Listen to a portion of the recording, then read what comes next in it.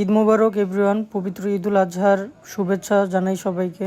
আসসালামু আলাইকুম, সকলে কেমন আছেন? I hope you all are fine and thank you so much everyone for all of your support and love. আজকে সকাল সকাল ঘুম থেকে উঠে গিয়েছি ঈদের নামাজ পড়তে এবং আমাদের কোরবানির গরুটা যেই চাচার বাসায় রাখা ছিল তার ওখান থেকে আনতে। দেখতেই পারতেছেন আমাদের গরুটা কতটা শান্তশিষ্ট। গরুটাকে দেখে খুবই মায়া লাগতেছিল। গতকালকে রাত থেকেই গরুকে কিছু খাওয়ানো হয় নাই। আমাদের ঈদের জামাত ছিল সকাল 8টায়, তাই আমরা সকাল 7:30টার দিকেই সবাই বের হয়ে যাই। বের হয়ে হাঁটতে হাঁটতে আমরা আমাদের ঈদগাহ মাঠে চলে আসি।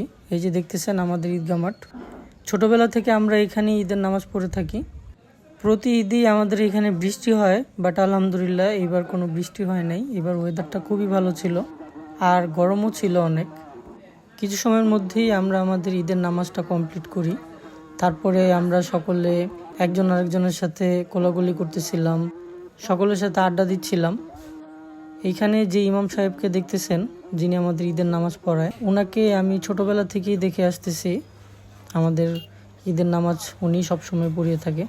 এই ছিল আমার ঈদের নামাজের কিছু মুহূর্ত, যা আপনাদের সাথে আমি শেয়ার করলাম।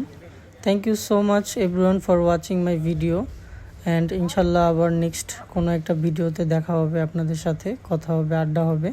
সকলে ভালো থাকবেন। আল্লাহ হাফেজ।